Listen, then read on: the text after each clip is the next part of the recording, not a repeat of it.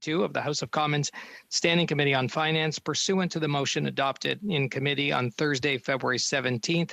The committee is meeting to study the invocation of the Emergencies Measures Act and related measures. Today's meeting is taking place in a hybrid format pursuant to the House Order of November 25th, 2021. Members are attending in person in the room and remotely using the Zoom application. The proceedings will be made available via the House of Commons website. So you are aware, the webcast will always show the person speaking rather than the entirety of the committee. Today's meeting is also taking place in the webinar format. Webinars are for public committee meetings and are available only to members, their staff, and witnesses. Members enter immediately as active participants. All functionalities for active participants remain the same. Staff will be non-active participants and can therefore only view the meeting in gallery view. I would like to take this opportunity to remind all participants of this meeting that screenshots or taking photos of your screen is not permitted. Given the ongoing pandemic situation in light of the recommendations from the health authorities, as well as the directive of the Board of Internal Economy on October 19th, 2021, to remain healthy and safe, all those attending the meeting in person are to maintain a 2-meter physical distancing, must wear non-medical mask when circulating in the room, and it's highly recommended that the mask be worn at all times, including when seated. Must maintain proper hand hygiene by using the provided hand sanitizer at the room entrance. As the chair, I will be enforcing these measures for the duration of the meeting, and I thank members in advance for their cooperation. To ensure an orderly meeting, I'd like to outline a few rules to follow. Members and witnesses may speak in the official language of their choice.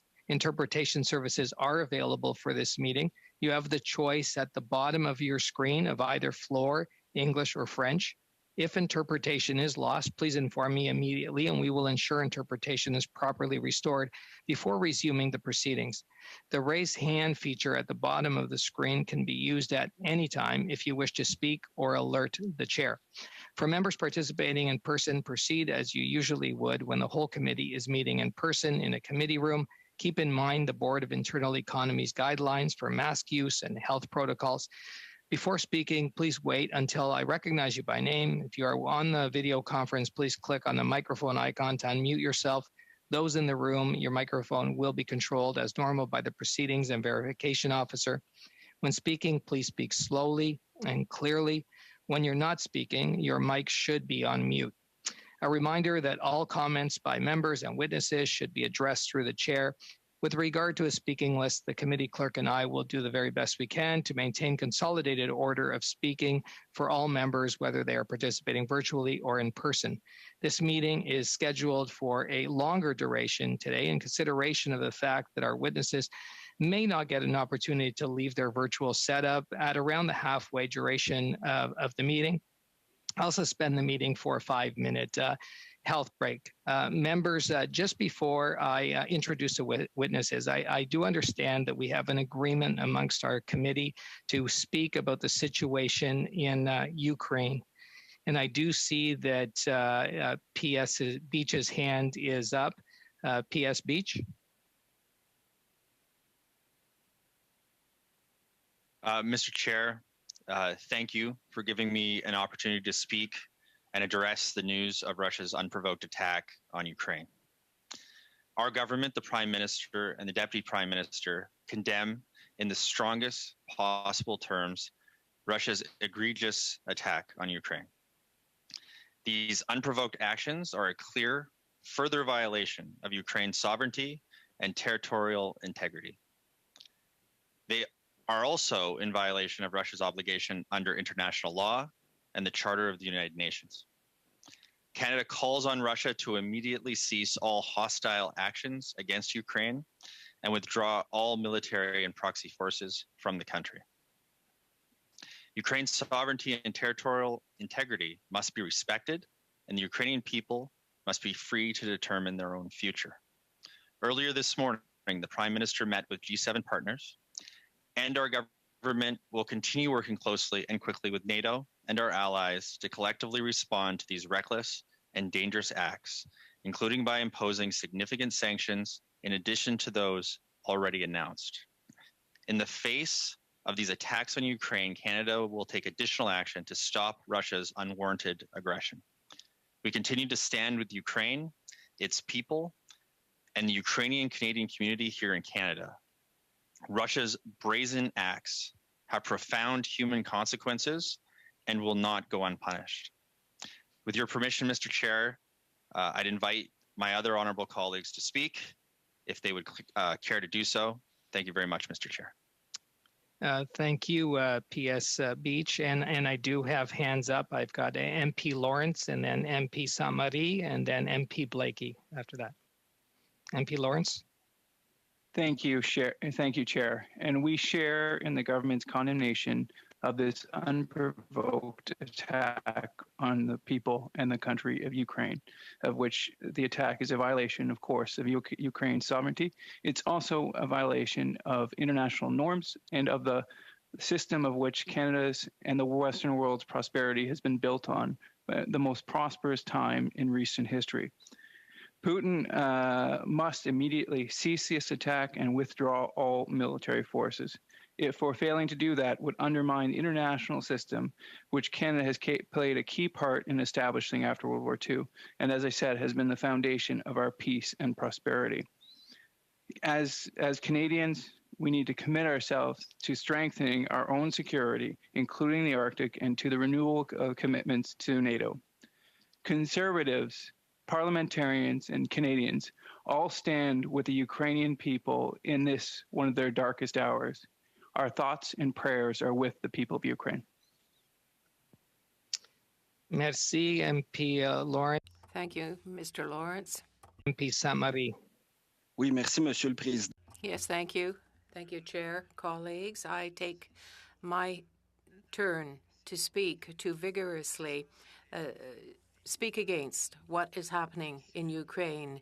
People will die, civilians will die, the military will die as well, and the Ukrainian population is being attacked, bombarded, invaded. We never thought that we would see a world in war again, but war in Europe is a fact now. We stand shoulder to shoulder in solidarity with the Ukrainians people, and this is a very, very sad day for humanity, for history. It's not too late to stop this madness, but I'm not sure that it will stop. So I say to the Ukrainian people, we are beside you with all our hearts. We will do everything we can to help you. We respect you and know that you are not alone in this matter. Merci, MP Sam. Thank you, Mr. St. Marie. Hear from MP Blakey. Thank you very much, Mr. Chair. I want to take this opportunity to condemn in the strongest possible terms the actions of Russia in violating the sovereignty and the territorial integrity of Ukraine, and call on Russia to cease all aggression against Ukraine and withdraw all of its troops. Our thoughts right now as Democrats, members of the House of Commons, and Canadians are with the Ukrainian people who are suffering this invasion of their country, and all of the people here in Canada and across the world who have friends and loved ones in Ukraine who are worried about their well-being. I think this also tells us something important about Russia under the leadership of Vladimir Putin. And we have to recognize that the war isn't just happening physically, but we also know that Russia has been very active in the digital space in Ukraine and indeed here in Canada, spreading disinformation, and that Russia's actions in the Ukraine are also related to a larger campaign to sow discord in the West. And I think that's something that we need to bear in mind and to be cautious of the influence that Russia is having here at home through social media and other avenues where it can spread disinformation to try and keep people distracted while it pursues a very real agenda of territorial expansion in Ukraine. So thank you for the opportunity to put these thoughts on the record at a very bleak time in the world's history, Mr. Chair. Thank you, MP Blakey. I do see MP Lawrence's hand up. MP Lawrence. First, I'd like to thank all the members for their excellent statements. And then the second, because we were unable to get the RCMP here today, and we just have FINTRAC, and they already testified at some length at the Public Security Committee. I'm wondering if we could move this from a 3-hour meeting to a 2-hour meeting. Okay, I'm seeing a lot of hand clapping, thumbs up, and from everybody, and so. We love you, FINTRAC, but yes, 2 hours is the time we will have with FINTRAC today. And members, thank you, MP Lawrence, and members, thank you for those bold, strong statements showing Canada's support for Ukraine. I could tell you here at home, my wife is of Ukrainian descent, and in my riding of Mississauga East Cooksville, we have a large Ukrainian diaspora community. So Slava Ukraini. Slava Canada, and I hope I said that right, and I'll hear from MP Baker on that, I am sure. So at this time, I would like to introduce our witnesses, or witness that we have today. We have FINTRAC with us, and I'll just read out the Financial Transactions and Reports Analysis Center of Canada.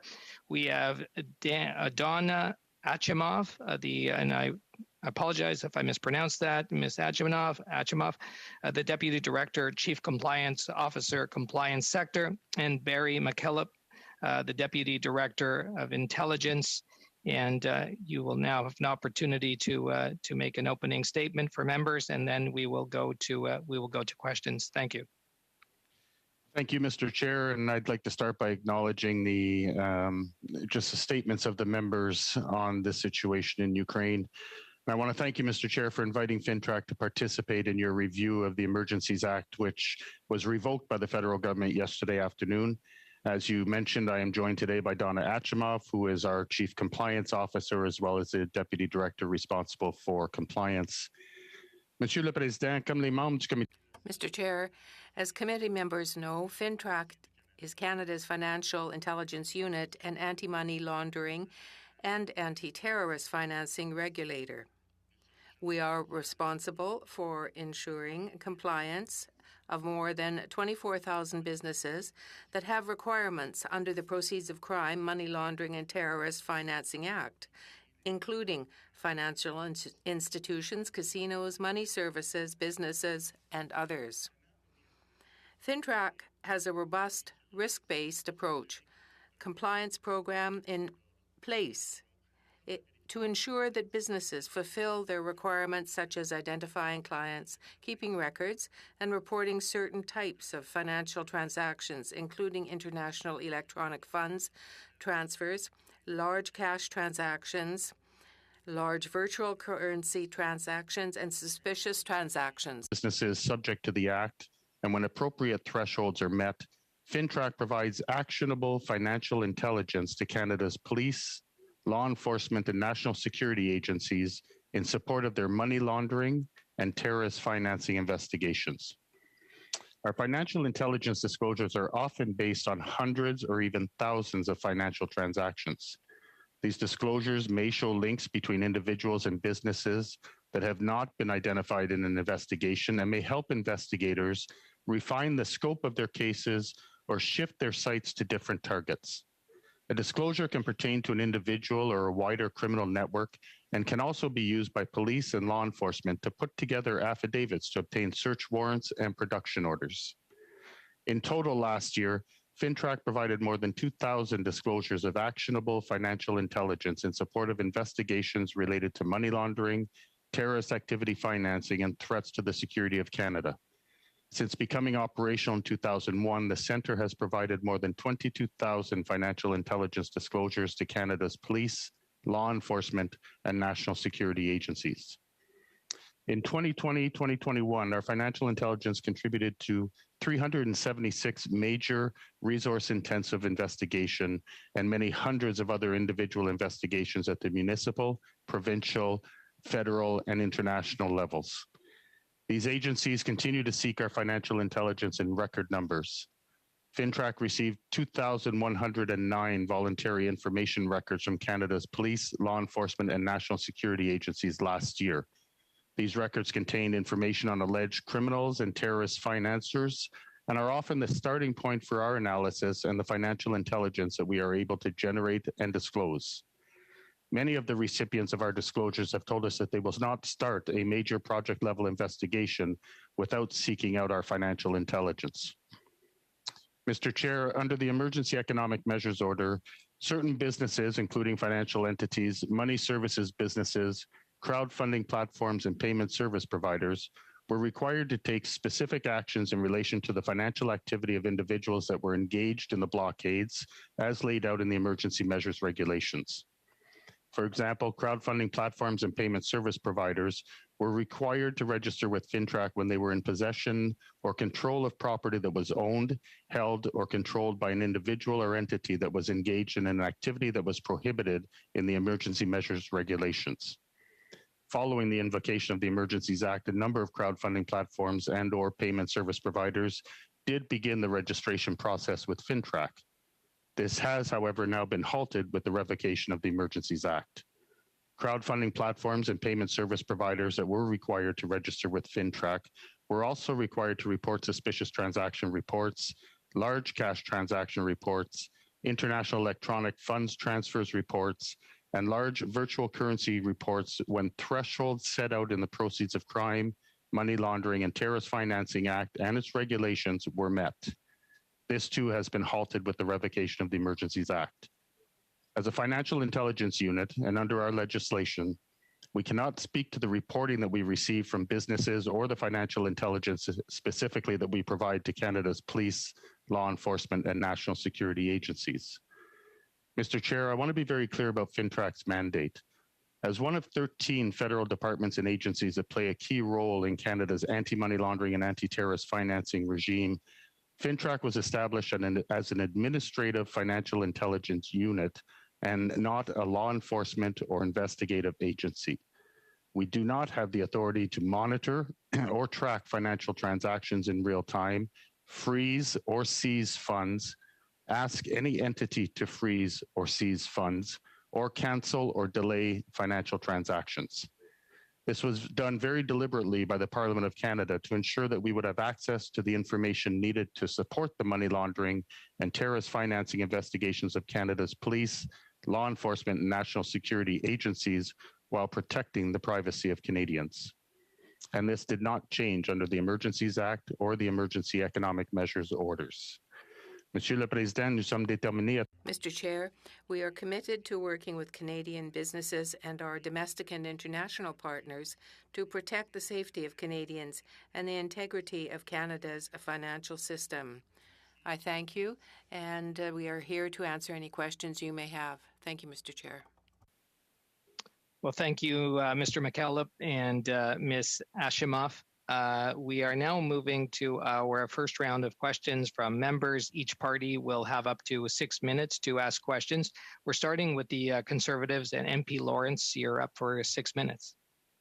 Thank you very much. And I'd like to thank Mr. McKillop for his excellent opening statement, and I might say his strong testimony in the Public Safety Committee, of which have had the opportunity to review.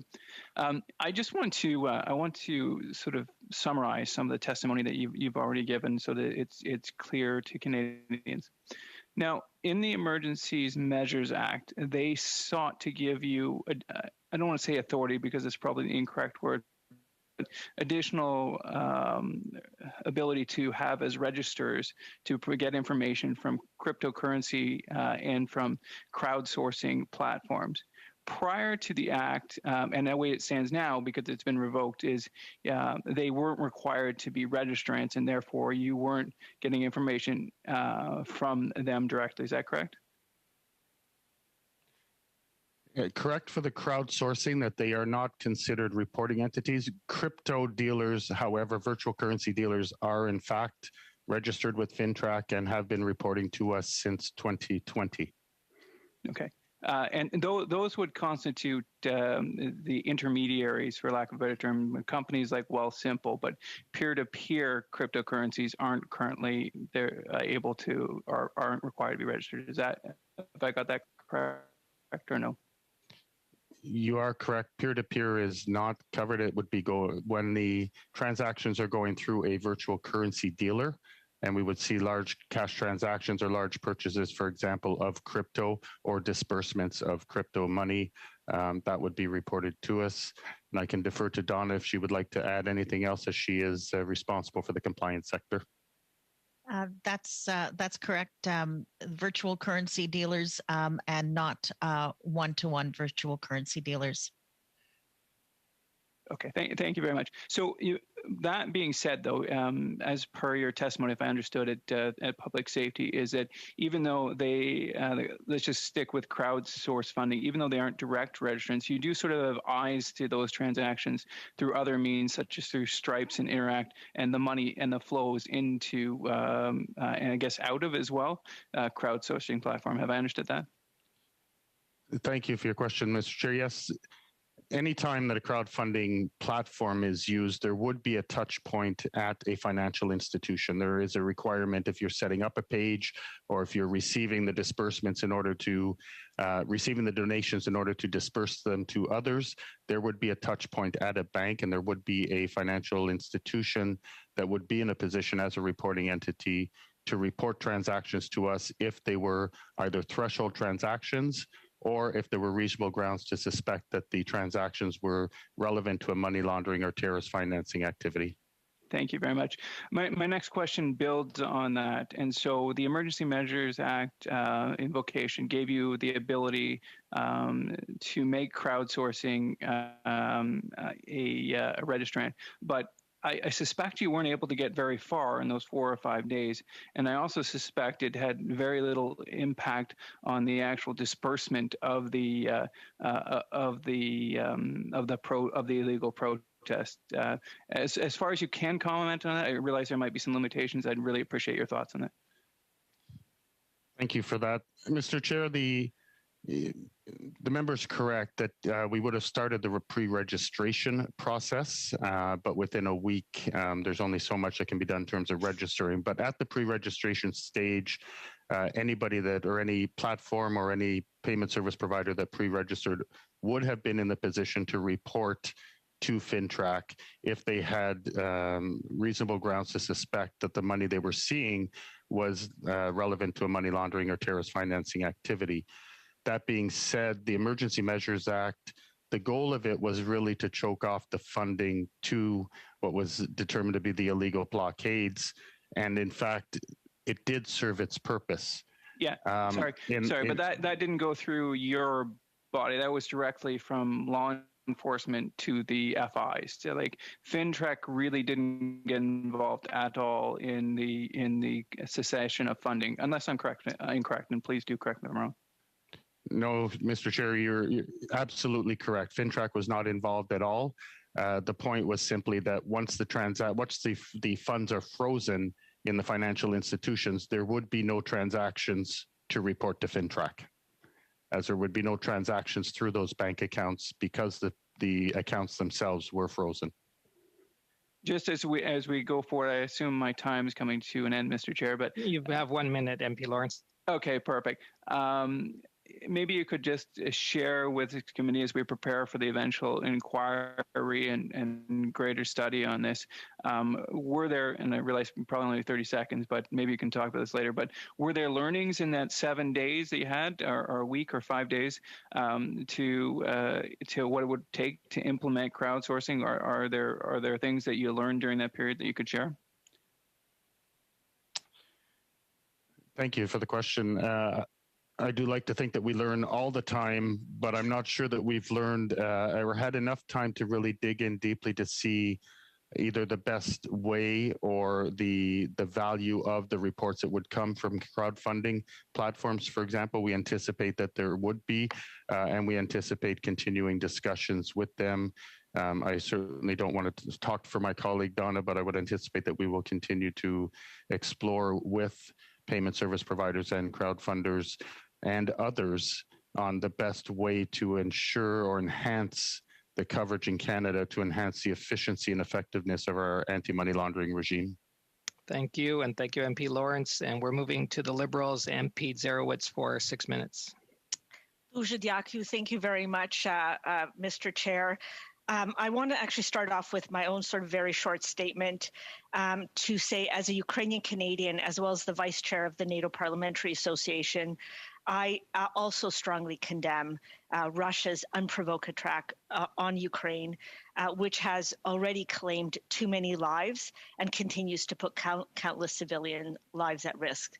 I stand in complete and absolute solidarity with the people of Ukraine and its legitimate democratically elected government and parliament. I'm glad and unequivocally support our Prime Minister, our Deputy Prime Minister, and in fact, all leaders of our federal government who are condemning NATO's actions today, as well as I fully support our commitment to apply the strongest sanctions possible and to do all we can to continue to support Ukraine moving forward. With that, Mr. Chair, I want to say huge thanks to our two guests today. Thank you so much for your work. Thank you for coming before us today. I'm going to start off with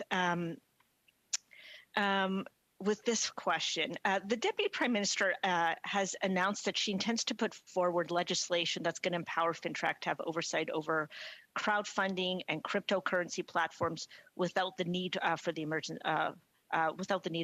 Emergencies Act. Would you support such change? Maybe I'll take that question. That really is dependent on both the Deputy Prime Minister and the Minister of Finance. And if that is to come to pass, we will obviously put in place the mechanisms to support. Thank you. And maybe continuing on Mr. Lawrence's sort of last question and your comment right now, if the Deputy Prime Minister was saying, and she's already made this public commitment so that she's intending on putting forward legislation in order to make this permanent, is there anything that you would recommend that you want to make sure that this legislation contains? So is there any recommendation that you would make based on, as Mr. Lawrence put it, learnings, that you would say we want to make sure that it covers online crowdfunding platforms, cryptocurrencies, and it specifically sort of does something? Is there anything that you would recommend at this point? Mr. Chair, I appreciate the question. These are certainly extensions of what we currently have in place, which are virtual currency dealers associated with money services businesses. And we would continue to leverage not only the brief experience, as my colleague had indicated, but we would look to do some research internationally. We have our Five Eyes colleagues who are equally seized with the movement of virtual currencies and these technologies and these platforms. So we would provide any advice, which I can't go into details on the provision, but certainly they would be informed by research and experience of not only this brief event, but our colleagues internationally as well. Mr. Chair, that was a very, very helpful answer. Thank you so much. My next question is, when the Emergencies Act was put into place and FINTRAC was given new powers to monitor the online crowdfunding platforms and other payment providers, this might sound odd, but did FINTRAC have the capacity to be able to do the work for the online platforms and for the cryptocurrencies? Mr. Chair, that's certainly a very good question. FINTRAC is a small and mighty organization, and we have many reporting entities. As my colleague Barry had indicated, 24,000 reporting entities. What we do is we allocate resources to where they're needed most. And certainly in this case, we were agile. We were able to redistribute our resources to what the priority of the day was. Thank you so much, Mr. Chair. I appreciate that answer, and I just want to make sure that my intention was really, my intention, I think it was well taken and understood, was just so that as we're moving forward, how do we ensure that there continues to be the necessary capacity and resources as we move forward with any type of permanent legislation? And just so I could be clear, what FINTRAC was able to do with the Emergencies Act was basically, should there have been any information that was gathered, was basically to provide that information directly to the RSCMP and or financial institutions. Can you confirm that? And is there anyone else that information might have gone to?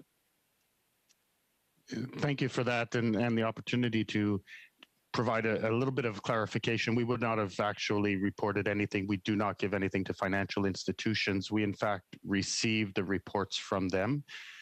So we do not monitor per se. We do not investigate.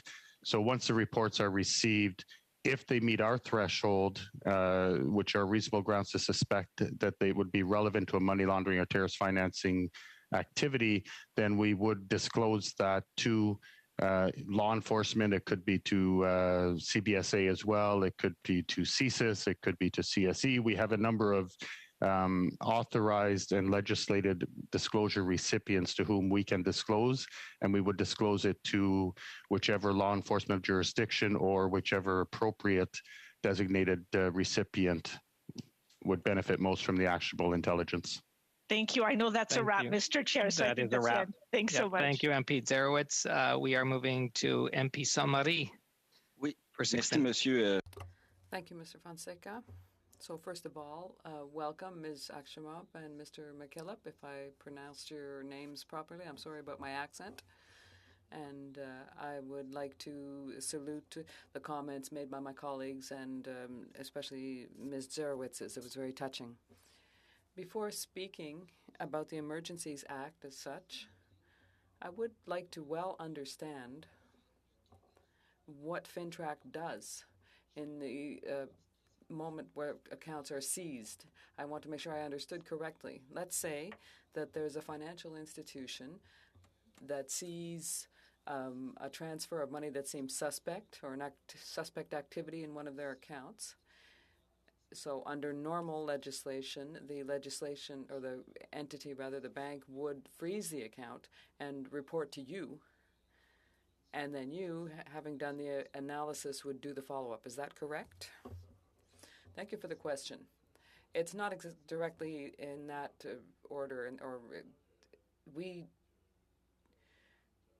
don't give any directives at all to financial institutions. We are not at all involved in the freezing of accounts in any way. In this case,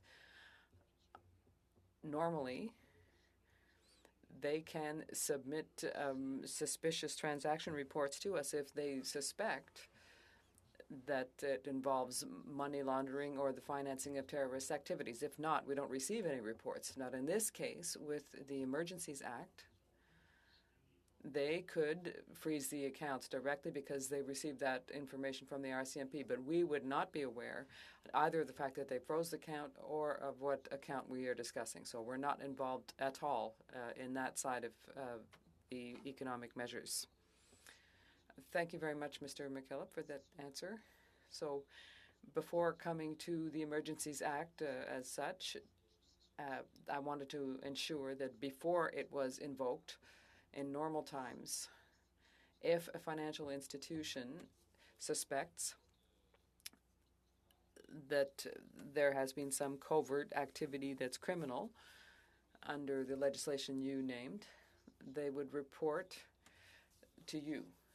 So what you just explained to us is that under the Emergencies Act, it didn't come under the bill that you mentioned, the Proceeds of Crime, Money Laundering, and Financing of Terrorist Activities Act. So financial institutions wouldn't be reporting freezing of account under the Emergencies Act. That's right? Yes, it is. Thank you. Okay. Normally, per year, how many reports might you receive? Could you give us the figure you stated from what you receive from financial institutions? Thank you, Mr. Chairman. We receive about 30,000 reports per year, and that would be from all of our entities. So financial institutions would provide us with 80 to 85%, I'd say, of those reports. And the suspicious transaction reports, I believe we received 460,000 from all entities. So I understand that you are working very hard. So thank you for the work that you are carrying out. To your knowledge, do some financial institutions or have some financial institutions been able to freeze assets under normal legislation, particularly under the Money Laundering Act, and send you reports? I don't know if my question's clear. Thank you for the question. I'm not an expert on that legislation that gives direction to the banks. But I think that according to the legislation that they're under, they can decide what their level of risk is, that what they're comfortable with in working with a client. So if a client goes beyond that risk level, it's up to them to decide that they will freeze the account or decide to no longer do business with this person. So can that be indicated in a report that's seen to us as suspicious transactions? That's possible, because there's a part of that indicates actions taken by financial institutions or by any other entity that is significant. So it's possible that that would be indicated in that way, that the account was frozen or that they de-risked the person, as we say, and they decided to no longer do business with them. So that's intelligence that becomes of interest to police forces, because if they want to have a production order, they need to know if the account is still active. So that's part of the intelligence we would provide to police forces. Thank you. So in the application of the invoking of the Emergencies Act, you weren't directly involved in the freezing of accounts. Did the government send you any requests or any directives in line with the Emergencies Act in any way? Thank you for the question. Certainly in terms of compliance and in terms of businesses that would be obliged to register with us, yes. But other than that, no. It was the enforcement of our own legislation, the Proceeds of Crime, Money Laundering and Financing of Terrorist Financing Act. Thank you. That's the end of my questions. Thank you, Mr. St. Marie. To the NDP and MP Blakey for 6 minutes. Thank you very much. Had the registration process continued with crowdfunding platforms and other entities that aren't covered under your normal mandate, I'm curious if you could share with the committee what kinds of information you would have been able to receive as a result of completing that registration process and the reporting that would follow on that, and how you believe that that information would have contributed to the purpose of the emergency order, or how that information would work within the context of your existing mandate.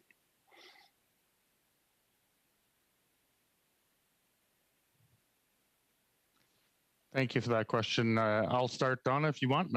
Defer to you, or you can jump in if you have additional information.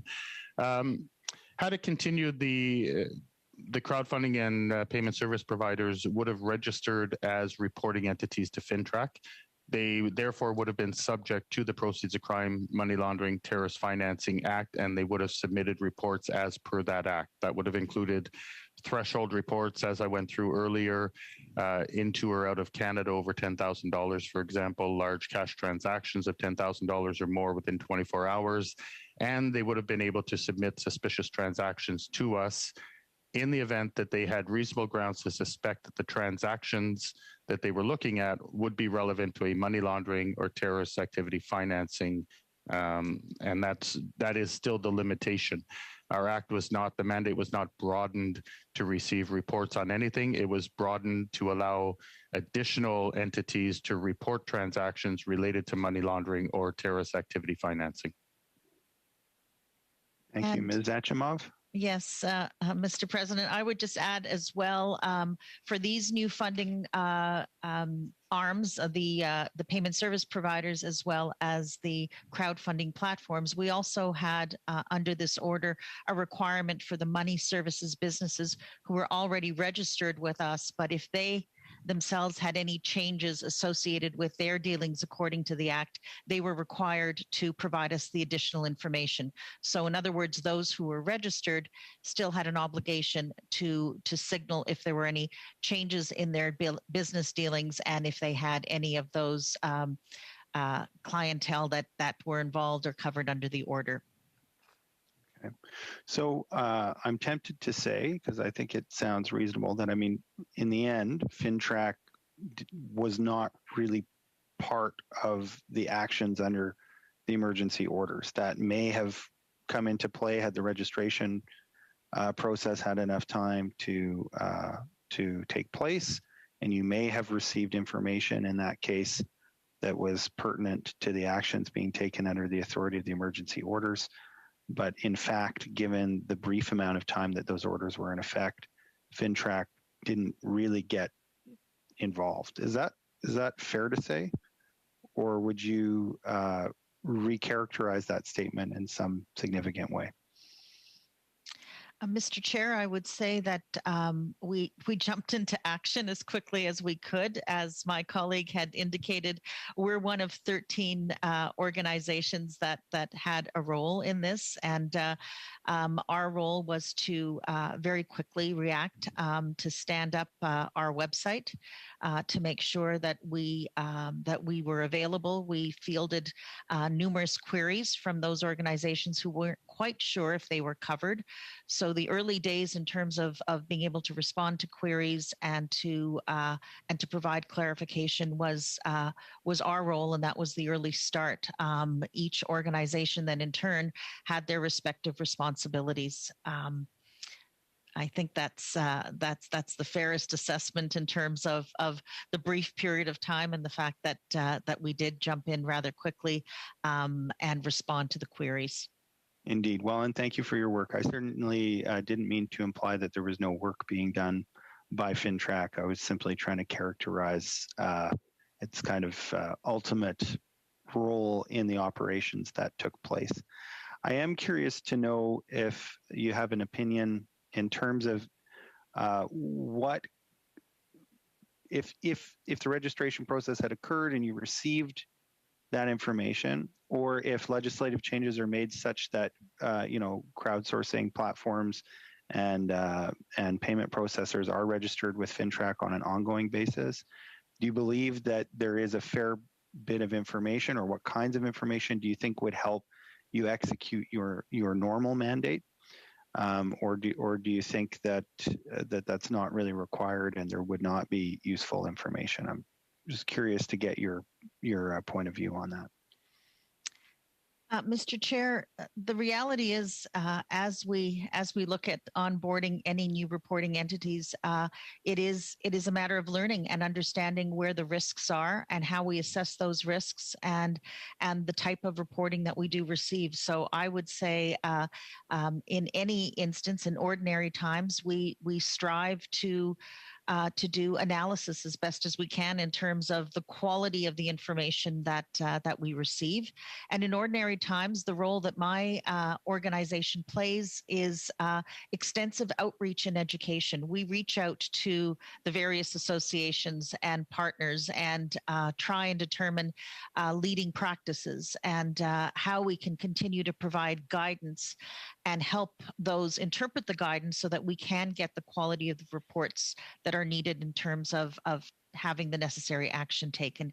So it is, my colleague mentioned earlier, we are a learning organization. We strive and we work very closely with Canadian businesses and business associations to continue to educate, refine, and adjust accordingly. So it is an ecosystem of us adapting to the risk, learning, and then training in sequence.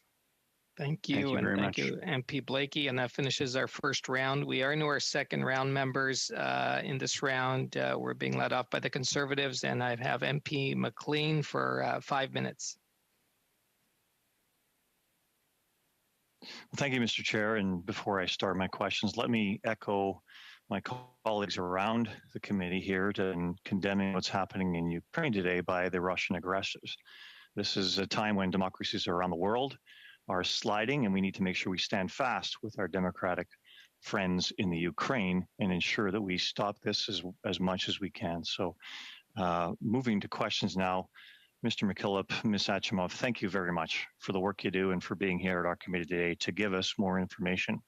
I am going to get a little granular on here with you because you did speak, Mr. McKillop, about over the week that the Emergencies Act was in force, that a number of crowdsourcing organizations reached out to register with FINTRAC. My understanding of all crowdsourcing sites is that they are regulated at the provincial securities level, and that the decision was made not to have them report to FINTRAC because it really was a duplication of the reports that would go to FINTRAC because the money flowing into them is already regulated by at least one financial provider on the in and the out. Is that correct?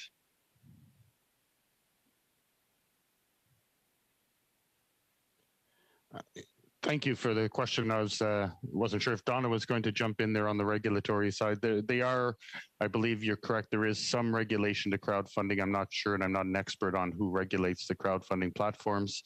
However, Mr. Chair, it is correct that there is always a touch point with a financial institution that is regulated by FINTRAC and that does provide reports to FINTRAC on money either being going through their own bank account or money being dispersed from their bank account to the person or the entity that set up a page, for example, a GoFundMe page. GoFundMe would have dispersed the money. It would have been through a bank or a financial institution. Well, thank you. So in the week that you were actually getting some requests from these crowdsourcing sites to actually get set up through a FINTRAC reporting mechanism, they were just going through the reporting mechanism saying something's emerging here where we're going to have to not only abide by the current regulations that are already enforced upon them by the provincial securities regulators, but now we're going to have this extra regime, like we say, belt and suspenders, in order to kind of get through the FINTRAC mechanisms. Would that be, an overlap again, like we call a duplication of efforts?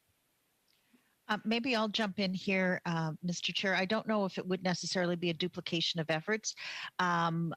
Certainly, the security sector and the Ontario Securities Commission, we work very closely with. Our mandates slightly differ because we are responsible on the anti-money laundering and anti-terrorist financing piece of it. So in our early days, as I mentioned, we fielded numerous queries from both crowd funding platforms as well as payment service providers, trying to understand if they are actually required and if they what their requirements are. We tried to make it easy to self-assess, as well as provide guidance from that perspective. Okay, thank you very much. And I'm going to go back to some remarks Mr. McKillop made on here about how the intent of what the government wanted to do in the Emergencies Act by shutting off funding to these organizations that were undertaking illegal activity at the time in Canada, how that had its intended effect by cutting off funds to those organizations. The intended effect, of course, was already being done prior to the Emergencies Act through the GoFundMe cancellation. So was the Emergencies Act required in that respect in order to kind of stop the GoFundMe type of disbursements? Thank you for your question, Mr. Chair. I don't think it's for me to determine or to say or to opine on the need for any legislation. However, GoFundMe did on their own stop the page and decide to reimburse the donors and to not allow it to the fund to continue through their platform. However, my understanding was that they then moved to a different platform, Give, Send, Go, which was less perhaps cooperative in terms of saying whether or not they were going to stop the funds happening on their page. And Mr. Chair, there are a number, I would say thousands of crowdfunding platforms around the world that are accessible. And so I think that in terms of the Emergencies Act and ensuring that any money that was raised through a crowdfunding platform that went through a financial institution to be dispersed to support the illegal blockades were in fact Okay. appropriately I can stopped. just ask one final question Thank you. here. MP McLean, we've gone well over 5 minutes, but thank you. In the next round, I guess. We are moving to the Liberals and MP McDonald for 5 minutes. Thank you, Chair. And Chair, I just want to say, thoughts and prayers with the Ukrainian people, but also with our allies and our soldiers on the ground. Hopefully this gets resolved relatively quickly and we can all move on and learn from it. So anyway, on to questions. I just want to go back to the cryptocurrency. And I, fully understand how foreign funding could destabilize not only our economy and democracy, but I want to understand better the difference between regulated funding at the present time and cryptocurrency and how you're analyzing that. We brought on, thank you for the question, Mr. Chair. We did bring on, as a new reporting entity, virtual currencies, which include cryptocurrencies in 2020 and 2021. And that allows us to see the flow of funding. That allows us to look at regular currency as well as that whole continuum. So with the addition of virtual currencies and the way money travels, not just domestically, but internationally, that is part of that whole continuum. So that was a very helpful addition. So crypto has been around for a couple of years now, and I know you guys report on regulated funding, of course, and money movement. But I'm just wondering, have you any stats or analytics relevant to crypto raising red flags to financial institutions?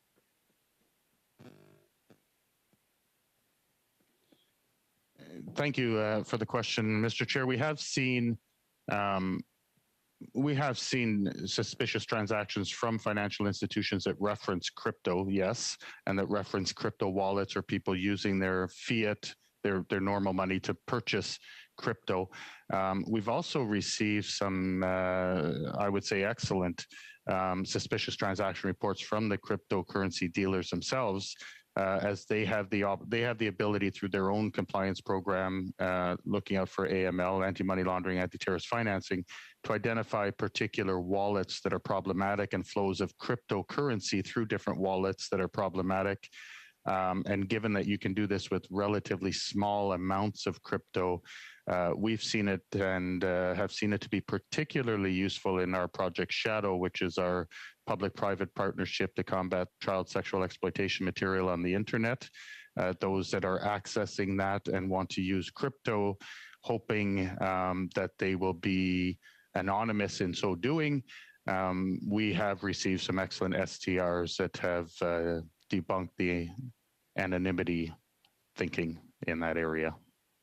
Well, that's good to hear. I just wanted to also, since this began, the occupation basically, and then there was the narrative on freezing bank accounts, and we went through that whole process, and then the Emergency Act. At what point did you start seeing a deterrence from the crowdfunding society, or if that's what you want to call it, or was there a deterrent? Was there a point in time when these entities were enacted, or even the narrative started, that all of a sudden it started to decline? Thank you for that question, Mr. Chair. From our perspective, in terms of seeing any reports related to money laundering, terrorist financing, there wasn't, I don't think, a point where there was a precipitous decline or precipitous increase in reporting. I think what I would say is, as all of you have seen, I think the efforts came together at the same time, and we saw the money being stopped, and we saw the law enforcement activities, which were extremely well done in Ottawa, taking place almost simultaneously. And I think it really was a combination of all the actions that brought this to a peaceful end. How much time do I have, Chair? MP McDonald, you've got 40 seconds. 40 seconds. I guess I'm going to ask this, and in general, how far behind are we on regulations as far as keeping up with entities like cryptocurrency and foreign monies coming into Canada to disrupt our economy and our society. Mr. Chair, thank you. I'll take that question. I mentioned earlier that we have a regular pulse with our international colleagues and our Five Eyes colleagues, and Canada was amongst the first to recognize the fact that we did see this as a key element, and that's why we do have virtual currencies as part of our supervision framework. And really, everyone is at different systems across the world. There isn't a harmonized approach, but we were one of the first. I think it's safe to say we were one of the first countries to recognize the importance of this in the supervisory framework and as part of a deterrent. Thank you. Thank you. If I may, Mr. MP McDonald. That's the time, but maybe in another round or another questioner, we do have Monsieur Saint-Marie for 2.5 minutes. Merci, Monsieur. Thank you, Mr. Chairman. On the 10th of February, so before the invoking of the Emergency Act, Ontario got a court order to freeze the two main crowdfunding platforms on Give, Send, Go for the two main participants, and you referred to that, Mr. McKillop. So the order was granted under normal legislation, and it was executed under normal agreements between the States and Canada. So within that operation, did you have any role to play at all, and what was it if so? Thank you very much. No, we, Mr. Chairman, had no role to play in that, nor in the order, nor in the actions that were taken by the financial institutions. Okay, thank you. So another question. What are the communications or exchanges that you would have with regulators of securities, for example, for the financial markets in terms of regulation of social crowdfunding platforms, rather? Thank you, Mr. Chairman. We work very closely with our provincial counterparts. We have agreements to share intelligence in order to help them not only in the fight against money laundering, but also in terms of training of our agents, but also in the sharing of good practices. Thank you. And in terms of cryptocurrencies, I imagine it's the same sort of relationship that you would have with the securities regulators at the provincial level? Thank you for the question. Yes, we have agreements with several provincial counterparts. And for us, it's very efficient and effective to have these agreements in order to share, as I said, the best practices, and also really in terms of training, and in order to see what the trends are in terms of virtual currencies. Yes, that's all. Thank you. Thank you. Thank you, Mr. Saint-Marie. And we are moving now to the NDP and MP Blakey for 2.5 minutes. Thank you very much. I know you've mentioned before on a few occasions that with crowdsourcing platforms and payment processors that there's points of contact with financial institutions that do have reporting obligations to FINTRAC. I'm just wondering, do you believe that the exclusion of crowdsourcing platforms and payment processors from reporting obligations to FINTRAC creates blind spots that make it difficult for FINTRAC to carry out its mandate? Thank you for the question, Mr. President. Mr. Chair, I think they're early days. We are, as I mentioned, looking at various aspects of virtual currency, money services businesses, and how those interact. Certainly, we as a country and as a regulator have an obligation to look at emerging trends. And certainly there are a number of early lessons and associated with a whole host of interactions with virtual currencies.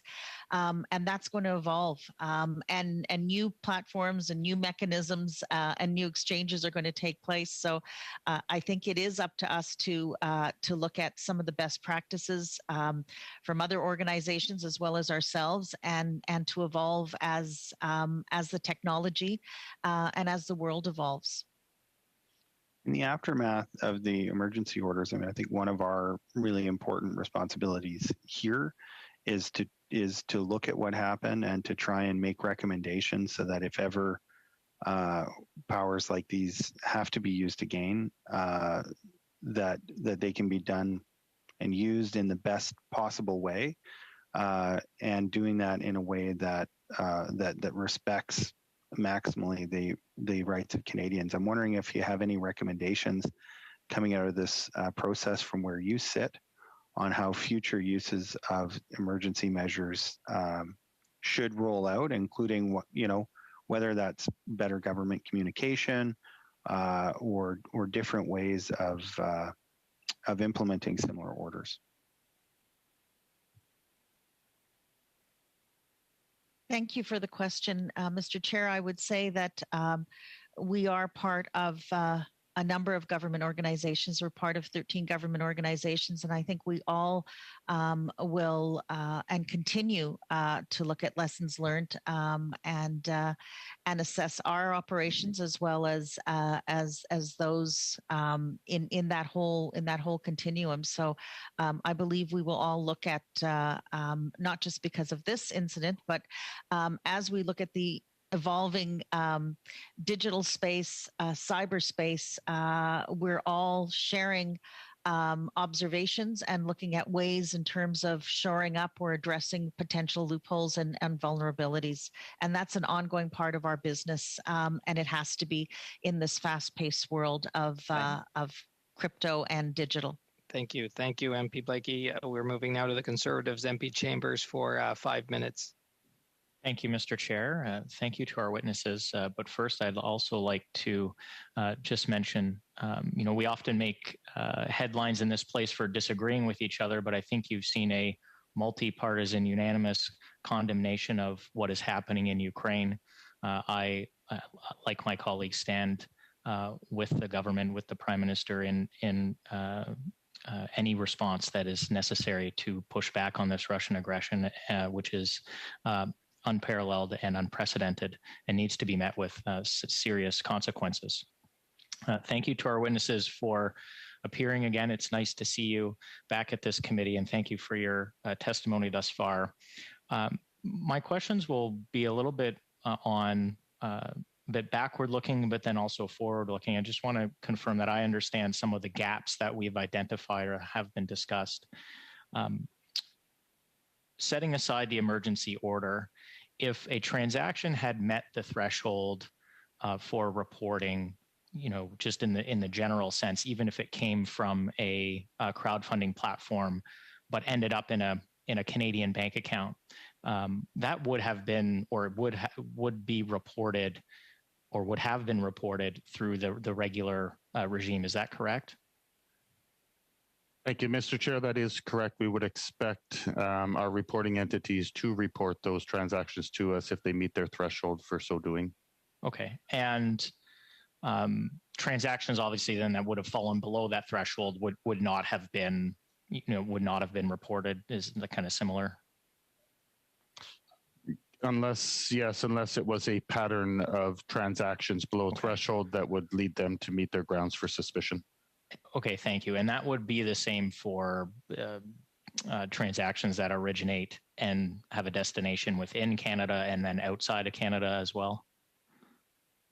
Yes, Mr. Chair. If their suspicions and their ground for suspicions are met, those are not considered threshold reports unless they're outside of Canada or coming into Canada and they're over $10,000 within a 24-hour period, or if it's a large cash transaction of $10,000 or more. Okay, thank you. And then in terms of, we have heard about like specific gaps. Since some of these transactions may have been identified, are there transactions that were not identified that ought to have been identified that future legislation may address by including the crowdfunding platforms? I'm just trying to understand exactly kind of what that gap might be that we're looking to address. Thank you, Mr. Chair. It's hard to say right now, not knowing what transactions a crowdsourcing or a PSP, a payment service provider, would in fact see that is not currently seen.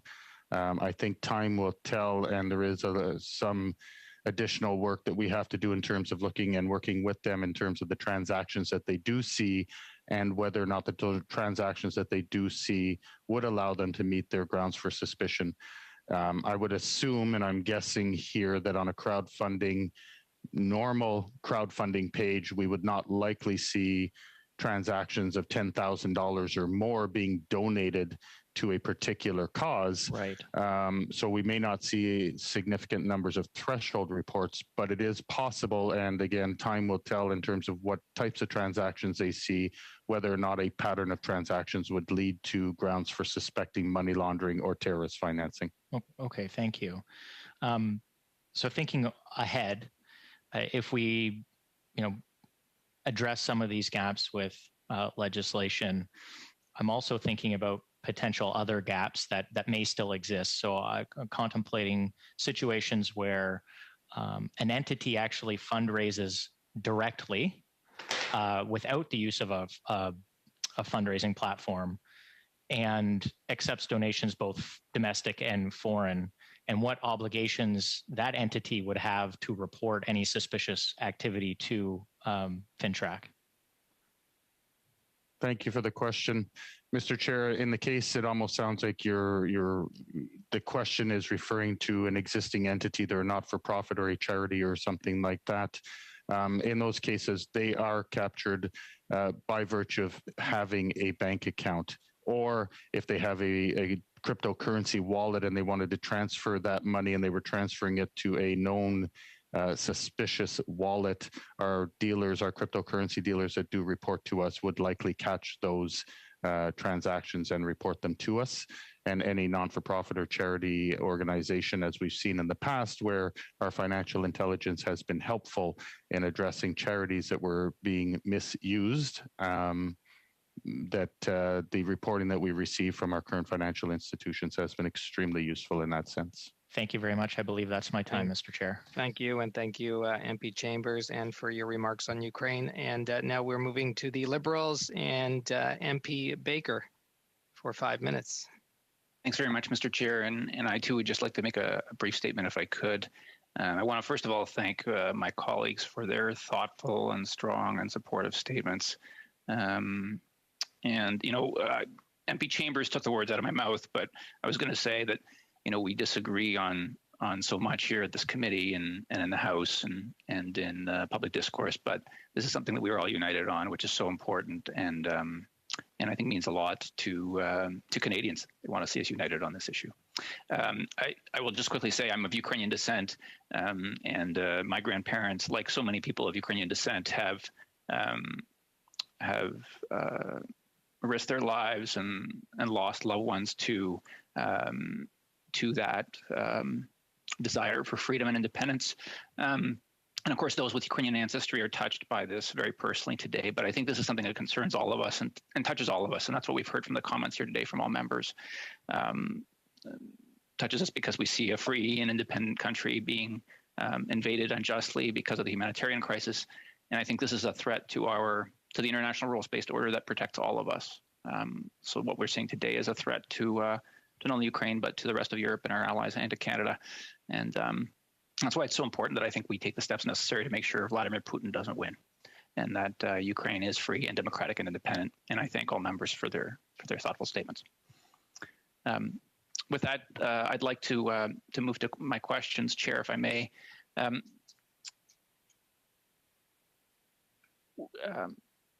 There's been quite a bit said and reported on with regards to the funding, the blockades coming from outside of Canada. And can you talk about FINTRAC's ability to examine or track suspicious transactions originating outside of the country? Thank you for the question. Mr. Chair, FINTRAC does not monitor transactions, nor do we have any ability to see transactions going to any institution or any GoFundMe type page or GiveSendGo page or any other crowdfunding platform. That is not within our mandate. We do have very good partnerships with not only our Five Eyes, but with a number of international financial intelligence units, FinCEN being one of our biggest partners in the US. Certainly they were alive to this issue that was going on and to the blockades. We had discussions with them. They were certainly knowledgeable and alive to the fact that any suspicious activity reports that they may receive, that they would forward them on to us if it was applicable and if it would assist us in our intelligence job. But in terms of any activity coming from foreign donors or people living outside of Canada, these crowdfunding platforms are in fact available internationally as they are on the internet. Anyone from around the world could have donated to what was initially a cause that they felt that they wanted to support. And we would not see those donations unless, of course, they were $10,000 or more and coming from outside Canada. But smaller donations made by individuals to support a cause that they believe in, we would not see that unless it came into that particular cause and was deemed suspicious by the bank that was holding the bank account for that particular cause. Okay, that's helpful. Thank you. Just in practical terms, like I'm thinking about my constituents who might be watching today or Canadians who are watching today, and they've heard a lot of news about FINTRAC's role in this, and we've talked a fair bit about cryptocurrency, but just in practical terms, sort of what was the impact of the requirement to have crowdfunding or cryptocurrency platforms register with FINTRAC? What steps, what actions were you able to take as a result? Thank you for that question. I believe the initial act of registration and the conversations that were had. So a number of crowd funding platforms as well as payment service providers paid attention. They started to question. They came to us. They wanted to understand what was required, what they had to do, and how they were implicated and what their requirements were. So I believe that it was a very early intervention in terms of creating awareness, having those questions come in, and helping those organizations self-identify fairly quickly to see if they were possibly covered and if they had activities that they wanted to report. And we made it very easy prior to even being registered. We enabled any suspicious transaction that these new organizations would have had to allow them to surface and to register those. Okay, thank you. Thank you, MP Baker, and thank you for those heartfelt words in how Canada is supporting Ukraine and the work you're doing here on the ground. We are moving members into our third round, and I have the Conservatives up. I believe it's MP Lawrence is up for 5 minutes. Is that correct? MP Lewis. Sorry. I wasn't sure. I thought I had a change, but MP Lewis. I apologize. MP Lewis, welcome to the committee. It's great to have you here. Well, thank you. Thank you very much, Mr. Chair, and thank you, colleagues. And I'm gonna echo it too, because if I didn't, it would be wrong. I've been watching very closely this morning, unfortunately on CNN, but you've got to get your news somewhere. And my heart is with all of the folks of Ukraine. And honestly, although we have work to do here, I would like to just be quiet for 5 minutes and just close my eyes in solidarity with each and every one of you to really think about the families being affected in Ukraine. And so I won't, but that's where my heart's at today. And just thank you to all of my colleagues. I guess especially Mr. Baker, I can see the pain in your face, sir. So just thanks for being open and honest and humble enough to really recognize where we're at. And so first and foremost, I want to say thank you, friends. I've never been part of finance before, so perhaps I'm a little bit in left field. I do sit on International Trade Committee, so if my questions are perhaps a little bit sideways, please forgive me on that front. But I do want to tie in the international trade side of things. My riding of Essex is right beside the Ambassador Bridge, so you can appreciate where I'm coming from for this. So the first question I would ask, if we highly regulate crowdfunding platform in Canada, won't Canadians just switch to crowdsourcing platforms abroad? And I don't know who, Mr. Chair, to direct this to specifically, but please do, whoever would like to take that first question, please do. So maybe I'll start by saying thank you for that question, and maybe I'll just step back a little bit. When we look at supervision or regulation, we really do keep Canadian business first and foremost in our minds, and we take a look at the need for a policy change, the burden on business, and privacy implications, and those three areas always come into play. Certainly, the role that small businesses, medium businesses play, and corporations in Canada, they have a role to play, and I think it is incumbent on us to look at, as I mentioned earlier, emerging threats, risks, and then balancing those in terms of trying to find the right equilibrium in terms of bringing forward reporting entities and their obligations to help fight financial crime. Thank you so much on that. Perhaps through you, Mr. Chair, to Mr. Makalop, if I mispronounced the last name, I apologize, sir. I think I'm directing the question to the right way there. I'm just curious. So are there other countries, specifically the United States, that have a similar, I'm going to say, agency as to what FINTRAC has, or what FINTRAC does, and or if it's not in the United States, is it across the world? So do you have, folks outside of Canada that you lean on as well? Thank you for that. Thank you, Mr. Chair. Yes, there are just about every country that's in the financial part of the Financial Action Task Force would have a financial intelligence unit. Your question on whether or not they do what FINTRAC does, I would unabashedly say that FINTRAC is the best in the world in terms of the intelligence we provide. We have international surveys that will indicate that. We are one of the few that actually does financial intelligence to support our domestic law enforcement. Many of the financial intelligence units around the world specialize in supporting the international component and sharing internationally. We do that as well, but we do tactical financial intelligence support to law enforcement and national security agencies in Canada, and that is relatively unique. Certainly in terms of the number of disclosures we do a year, the number of investigations we're involved in with law enforcement, and the number of times that we are recognized as a partner in successful investigations is unique internationally. So yes, financial intelligence units do exist around the world, but I would say FINTRAC would be in the top in terms of what we do and how we do it. Well, that sure puts a smile on my face. We need some good news today. So thank you, Mr. Makalop. That's excellent. And so just a very quick follow-up question to that then. So do you have, does FINTRAC, are you guys able to talk to the other agencies? Or is it like a solid at the border and you do your own thing and the other agencies do their own thing? Thank you for that. No, we actually talk quite a bit with them. We certainly have our Five Eyes partners, of course, with whom we have a significant number of projects that are ongoing, whether it's on, for example, on the tax evasion side or on the terrorist financing side, or even on trade-based money laundering, for example, where there are connections across the world sometimes in these cases.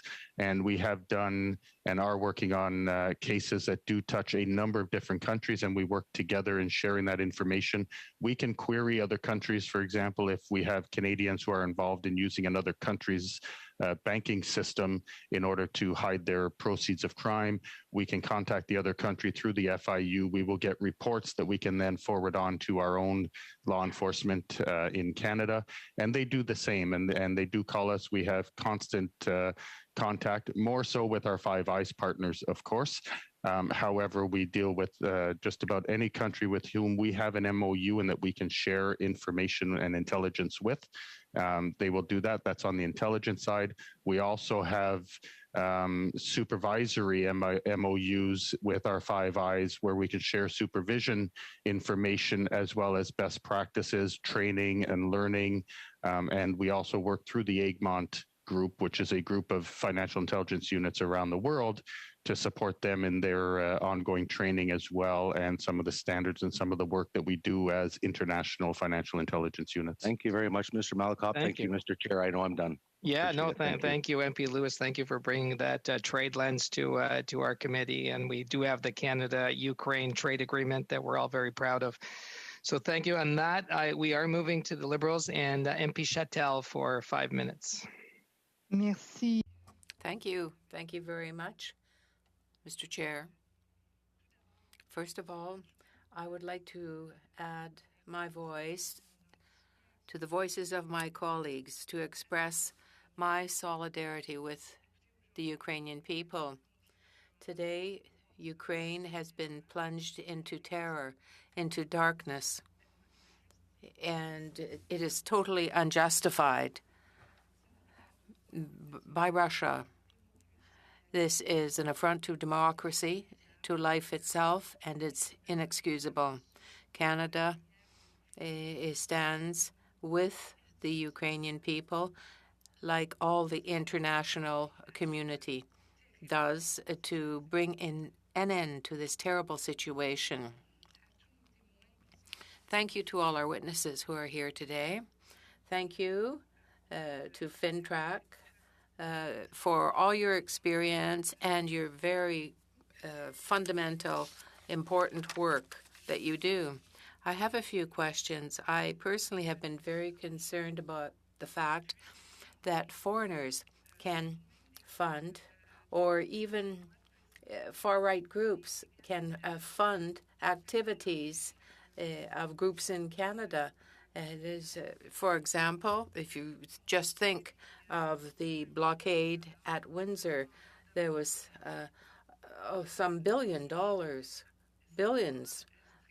in economic damage.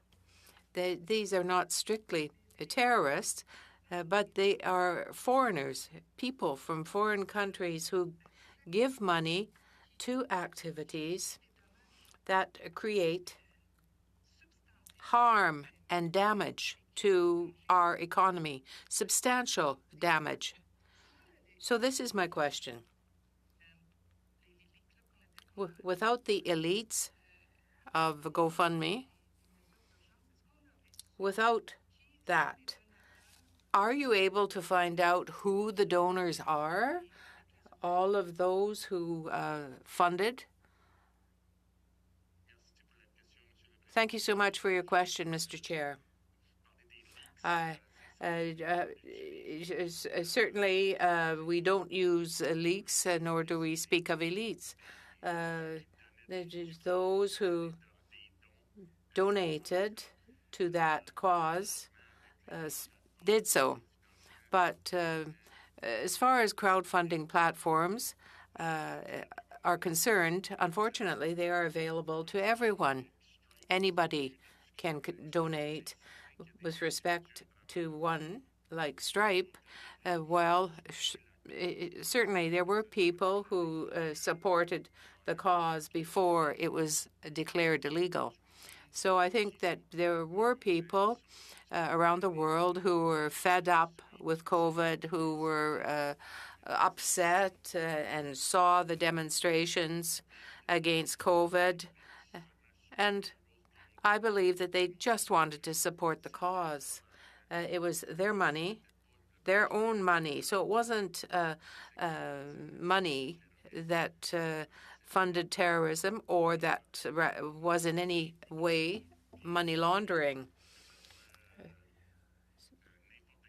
Whether you look at any crowdfunding platform, they will not give us the name or the names of the donors unless there is a direct link with anti-terrorism or with money laundering. Well, thank you so much. We know that this is something that was worldwide, and that money is often hidden in tax havens. But when you see significant suspicious amounts of money that can be found on crowdfunding platforms like GiveFundMe,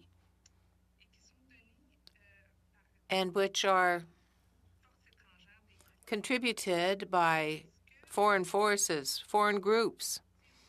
Do you have the tools necessary to ask for information or to obtain information about those kinds of platforms? Merci pour la question, Monsieur le Thank you very much, Mr. Chair. No, we do not have any investigative powers, so we cannot obtain information about that. But if these entities are reported, I'm so sorry, Ms. Chatel. So we are moving to the block, Monsieur Saint-Marie, for 2.5 minutes. Merci, Monsieur. Thank you very much, Mr. Fonseca. The Journal des Affaires has just published an article from La Presse Canadienne, CP, where the gentleman who is the director of intelligence training for the Manchester Society expressed his concern about the situation. That is, that using this legislation would create a precedent.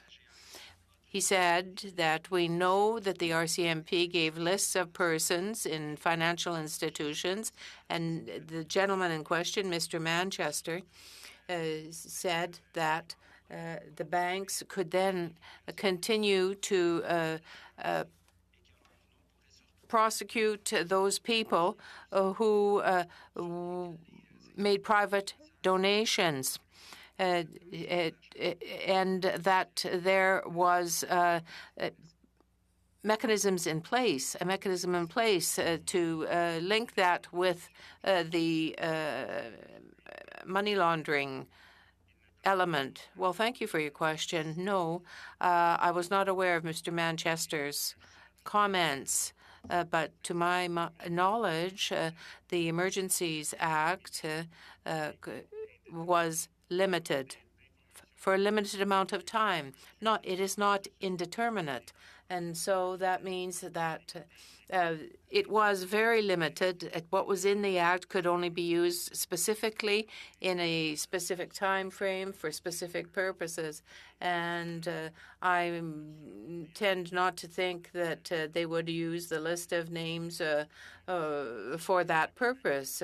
But in any case, if it were a document that says we have some suspicion here because we have received names from the RCMP, we would like to have information, we would like to give you information, I would not take that information because in any case, the police is not entitled to give a guideline or a directive to a bank about what they should do, nor can we ask a bank to open an operation about some doubtful transactions. So really, you can't ask a bank to do something that we cannot do legally. So the RCMP does not have the right, or any other police force for that matter, to give a directive to the bank with respect to reporting to FINTRAC for the purpose of obtaining evidence or proof to proceed with any type of accusation. They don't need to look at that. They don't need to see the names. If people are suspicious or if there is something that would suggest that they would be involved in money laundering, they would be identified by the financial institution. Thank you.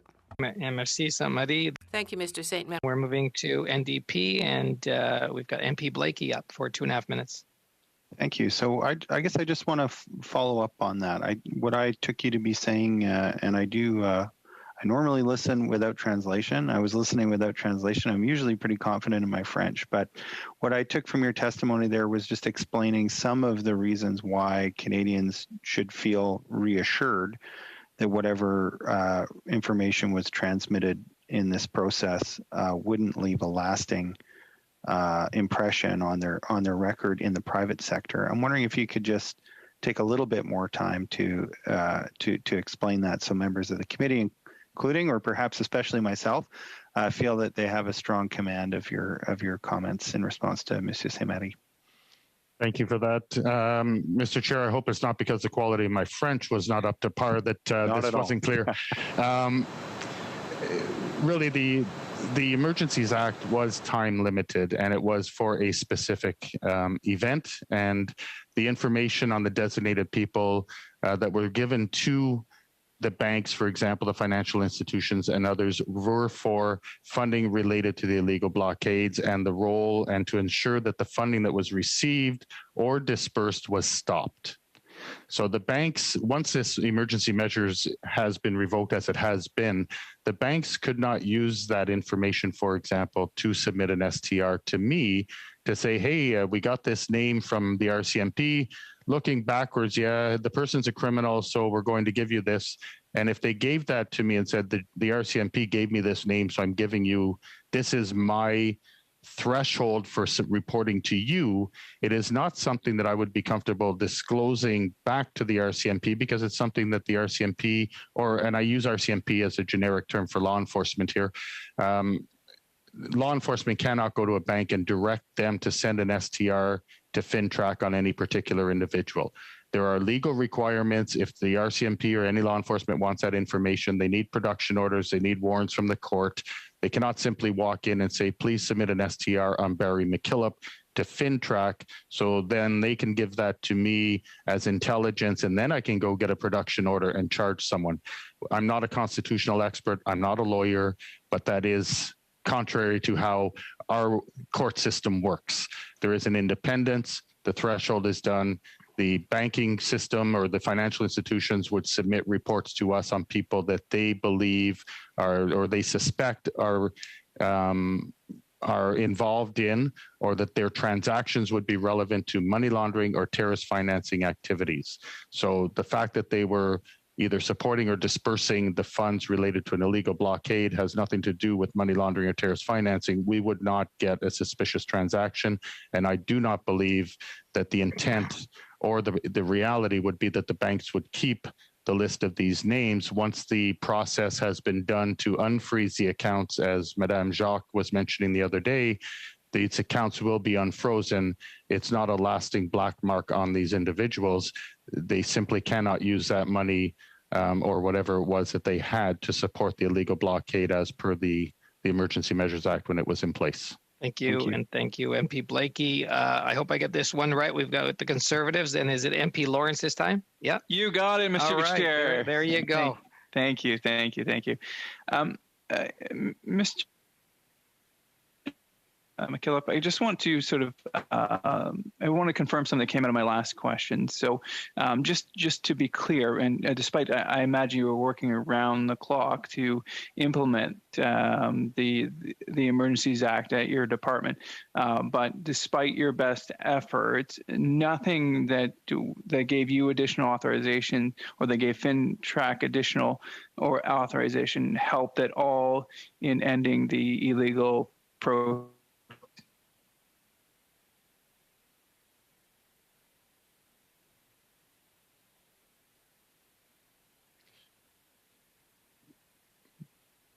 Were you there? Point of order, Mr. Chair. I couldn't hear. Point of order. Yeah. I wasn't sure if it was my system. Yeah, MP Lawrence. MP Lawrence, I think we lost the last 10, 15 seconds of your question. Well, we lost the whole question. That's a shame. Maybe the whole question. If you could go over again, please. Can you hear me now? We can. Okay. Yeah, it was the greatest question I've ever asked. So in all seriousness there. So I just wanted to be clear from the last question, or from my last question round, that the additional powers given to FINTRAC in the Emergency Measures Act invocation or proclamation did not help in resolving the blockades or the illegal protests. Thank you, and thank you for the question, Mr. Chair. I kind of hesitate to say that FINTRAC didn't have any role at all, but you're correct, because we were working 24 hours a day, and we are part of the security intelligence community in Canada with the federal government.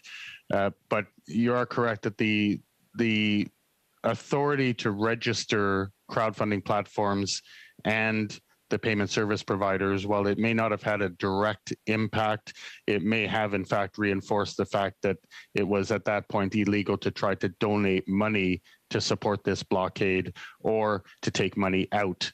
And it did certainly put a focus on that, and it put a focus on the banks and the financial institutions that may have had any control of any goods or any accounts related to any of these crowdfunding platforms. And they probably looked at other crowdfunding platforms as well that were not necessarily mentioned in the newspapers, for example. So I think there was a role, but it was certainly not a direct role in stopping this. A direct role. And so just there, I'll pivot to a different area. My concern, and I think Mr. Blakey might have pointed out as well, my concern is that it does appear that we have a hole in sort of money laundering dragnet. In that, if you have a foreign entity that is either giving to a foreign crowdsource or even to a not-for-profit, so let's say, for example, a group that wanted to stop pipelines and maybe international actors such as Russia would want to support those type of groups or those crowdsourcing platforms. We don't really have a way to Indian financial institution. Correct me if I'm wrong. Thank you for the question, although you were cutting out, sir, and I didn't hear everything. But Mr. Chair, I'll do my best to answer the parts that I did hear. If there were monies coming in from an international organization or an individual internationally, and they were in sums of more than $10,000 or more, we would see that because it would use the international transfer system. And those transactions are threshold transactions that would be reported to FINTRAC. If the transactions were coming into a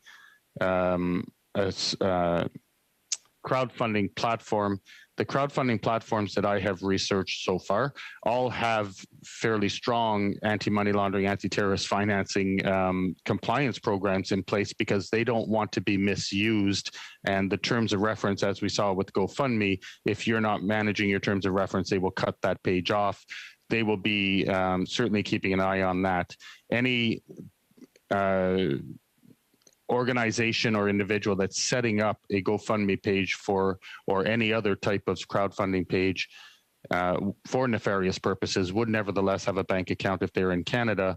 So not only would we see the international transfer of threshold funds coming in, but we would also have the bank keeping an eye on whether or not the bank account that was set up for this particular social cause or whatever cause it was, that the bank account was actually dispersing the money for the purposes for which it was set up for. Otherwise, we would see suspicious transaction reports.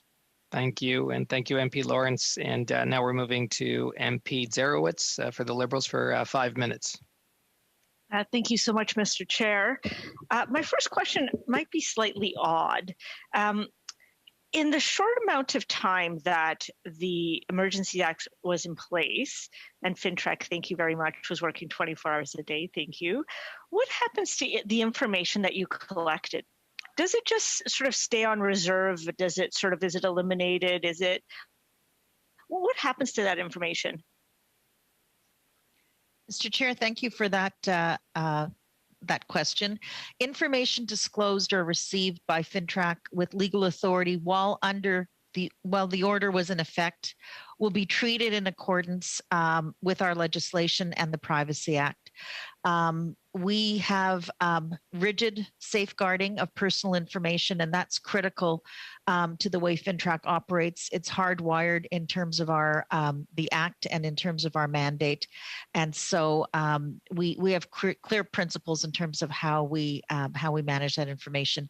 As of yesterday, when the order was revoked, all activity associated with any information that we have received had to stop, and it did stop. Thank you.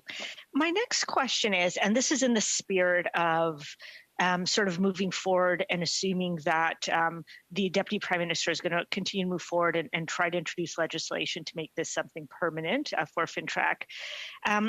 One of the things that is that has been said about FINTRAC investigations is that it very rarely leads to charges connected to money laundering or extremist financing. And the reason that's given is because, and this is something that's been said by Transparency International Canada. They said that the reason this is the case is it's largely because law enforcement agencies are hesitant to take on labor-intensive, time-consuming cases. So one, my question to you is that true?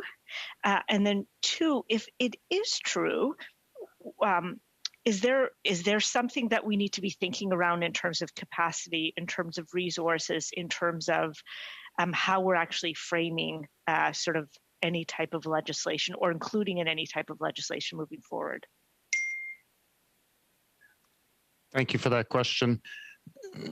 Mr. Chair, I think the member is correct that if we measured success based on the number of successful money laundering or terrorist activity financing prosecutions we have in Canada, we may not come out with significantly high numbers. However, if we look at the disruption of criminal organizations or the disruption of potential terrorist events, where our financial intelligence may or may not be recognized because it's not recognized in every successful investigation or prosecution, I think the disruption is significant. And I think that the financial intelligence is critical to assisting our law enforcement partners in their investigations. Whether or not, certainly money laundering charges are difficult. They're difficult to prove. They're difficult to get prosecutions. But in terms of my own level of satisfaction with my work, while getting a money laundering prosecution is great, if I can assist law enforcement in identifying 12 victims of human trafficking and getting them out of a human trafficking ring so they can become 12 survivors in Canada's society and Canadian society, I see that as success. Perhaps the human trafficker will not be charged with money laundering, but they will be charged with human trafficking and we will save the victims. So I think it's the measure of success that, yes, Transparency International may have looked at the FATF measure, which is money laundering and terrorist financing prosecutions. For us, we believe that while that's important, saving victims, getting victims out, avoiding terrorist incidents, and disrupting organized criminals is as successful as a money laundering or terrorist financing prosecution. Okay, thank you. Maybe my last question is, and again, this might be an odd question. If we were to add cryptocurrency or and crowdfunding, sort of as part of sort of the monitoring powers that FINTRAC would have, is there anything that we would have to change in terms of definition around terrorism or or money laundering because of these digital features? I don't think so, but I just want to pose the question to you. Thank you for that question. I don't believe that money laundering is linked to fiat or anything else. So any virtual money, any crypto money can be used in money laundering and terrorist financing. There would be no need to change the definition of of the type of currency that's being used to launder. Okay, thank you. As long as it's a proceeds of crime, it would be considered eligible for money laundering. Thank you so much. And thank you, MP Zarowitz. Members, we are moving into our final round. I'm just looking at the time, and as we do on this committee, when it doesn't allow for a full round, we will divide the time up equally among the parties. We are starting for 4 minutes each with the Conservatives with MP McLean. Thank you, Mr. Chair. And I'm going to go back where I left off after my last round of questioning. And the question that I have, I'll revisit, that all these Canadian crowdfunding platforms are regulated through provincial securities regulators we talked about. So they are covered in FINTRAC when the transactions go there. The crowdfunding platforms in Canada, specifically GoFundMe, are regulated. And when it was determined that the activities were deemed to be illegal, they ceased providing funds to the organization. The one gap we have here, of course, when Give, Send, Go, an offshore non-Canadian entity where some Canadian funds were going and some other funds were also going. We're not sure where that fits in the regulation. So that's where we are. So this is the part I think that concerns many of the members around this committee, is the implications of foreign funds, foreign organizations that are not regulated by Canadian institutions such as FINTRAC to actually destabilize, operations in Canada, government in Canada. So is this, I'm not sure how FINTRAC is going to be able to regulate these foreign platforms. Can you comment on that, please?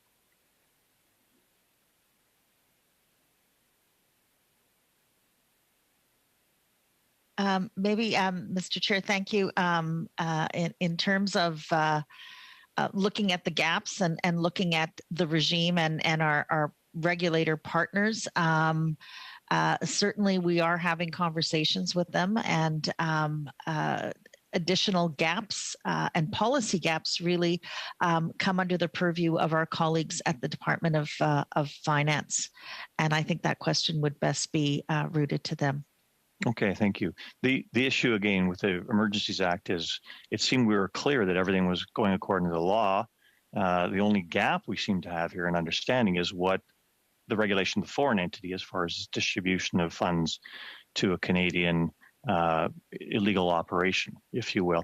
The issue we have as far as freezing bank accounts go in Canada, and that was the order in council that was issued, freezing bank accounts for participating in the illegal activity, even when the activity wasn't illegal or deemed to be illegal, is our basic overstep, if you think, I think that where many of our constituents actually really balked at, is this going to destabilize the Canadian financial system if the government has the ability to reach into accounts where people, when they participated in that action, were doing nothing illegal, but suddenly had their accounts frozen. I'm not talking accounts $10,000 plus. I'm talking, your ma's and pa's that may have given to an organization that was not performing anything illegal at the time. Can you comment on that, please?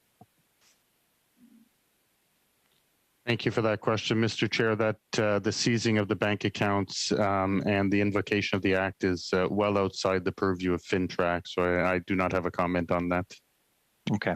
Anything else that you'd like to comment on? Because it seems like the Emergencies Act didn't have any role to play in the actions as far as the accounts go, the crowdsourcing. It seemed to be actually occurring under current Canadian legislation, and the Emergencies Act was really not required in order to freeze any of those accounts. And the account freeze is the one overstep here that seemed to actually as part of the Emergencies Act was really the gross overstep. Any comment on that? Again, Mr. Chair, that is outside of the purview of FINTRAC and the role that we play in terms of money laundering and terrorist financing. So would anything be accomplished with that? Thank you, MP McLean. Yep, we are moving to the Liberals and MP McDonald for 4 minutes. Thank you, Chair. I'm getting to, look, I do want to say the last time FINTRAC was in, and this time, of course, I learn more and more all the time. And it's certainly assurances like organizations like FINTRAC that is certainly appreciated. And even mentioning the human trafficking relevant to what you do is most beneficial. And I certainly don't know how you deal with the flood of misinformation and disinformation that we've seen over the past few weeks. But I'm going to go back to maybe more of a local issue when you're dealing with financial institutions such as likely a credit union or something relevant to that. What are the weaknesses that you see of those institutions, I guess, that could have consequences in you trying to do your job? Or what changes would you like to see to those institutions to embetterment for you doing your job? Mr. Chair, I think some of that is answered in in terms of having robust compliance programs. So whether we're talking about credit unions or financial institutions, we go to great lengths in terms of educating and strongly endorsing the requirements to put a robust compliance program in place. So appointing a compliance officer who's responsible for a program, developing policies, procedures, conducting risk assessments. Those are key fundamental approaches for a robust compliance program, ensuring that they have training programs and that they monitor the evolution of risk and those training programs. And then part of our education, I must go back to what my colleague Barry had indicated.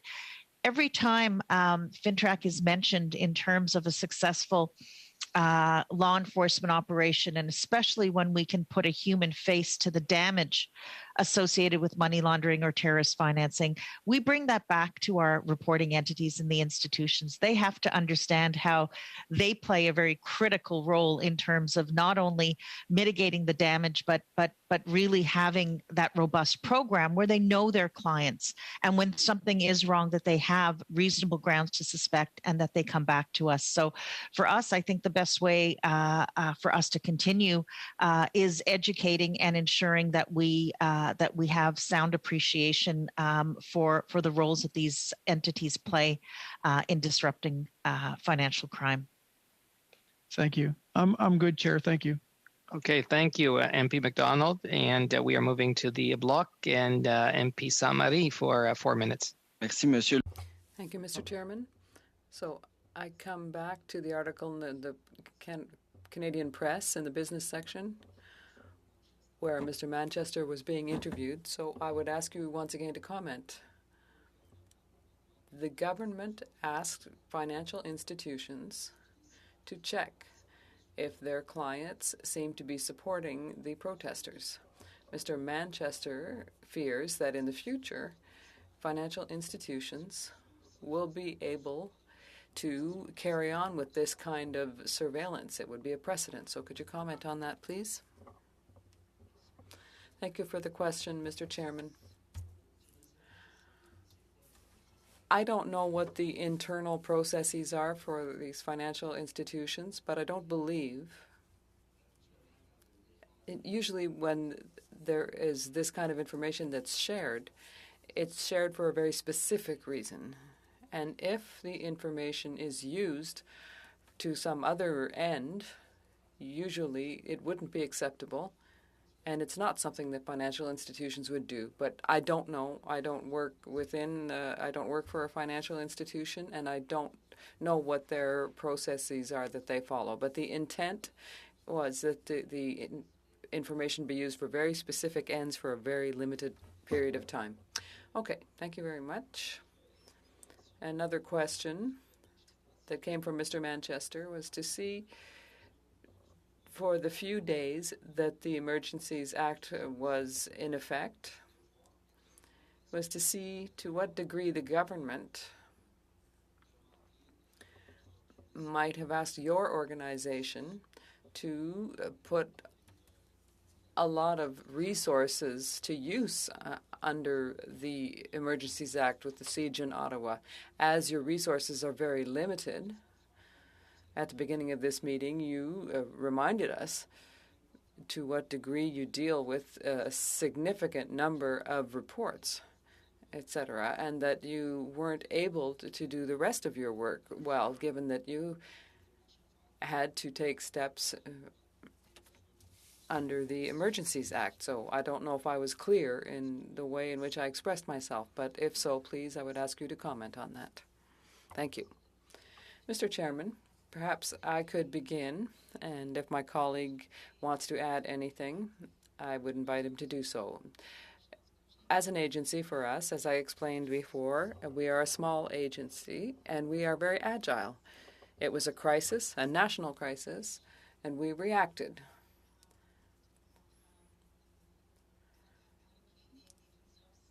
And allocated the significant resources that we needed to for this goal, and that's the way we manage our daily work. When there are needs, we direct our resources to them. And we did this quickly, 24 hours a day, and we did a great deal of work.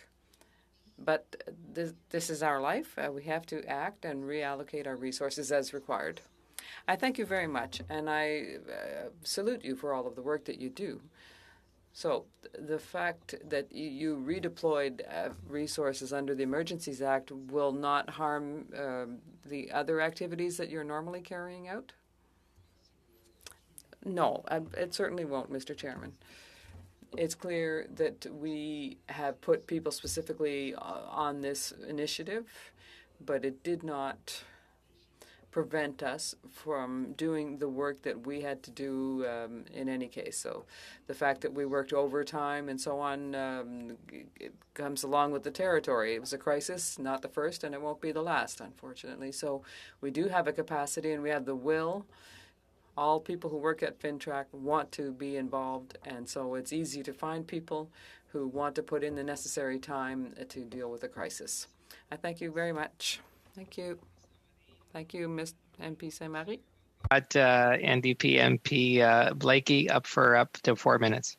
Thank you very much. So I think just kind of at the end of our meeting today, it might help to just step back and take a little bit of a bird's eye view. I think part of our role here on the committee is to address concerns that Canadians may have that some of the extraordinary powers granted under the emergency orders were improperly used or abused. And so I'm wondering, if you have any advice for the committee on who else we should be talking to or what questions we should be asking to discover to the best of our abilities if that's the case. And if that's not the case, to be able to reassure Canadians that things unfolded as they should have under the orders, and that and how to follow up if they're concerned about lasting consequences, say with their financial institution or anything else, and if there are to be no lasting consequences for them, how they might be able to feel reassured that that's the case, and who to pursue those questions with, and what we count as kind of getting to a point where they should feel satisfied that those questions have been answered. So I'm just wondering if you have any recommendations for the committee on how we can undertake to do that, those two tasks. Satisfy ourselves that there haven't been abuses, or to find them if they're there, and then in the event that there haven't been, how to provide reassuring advice to Canadians to that effect, and some advice on how they can pursue those questions further in their individual case to satisfy themselves. Thank you for the question, Mr. Chair. Far be it for me to suggest who you should invite to your committees. If they're people I know and they don't want to come, I may make enemies. So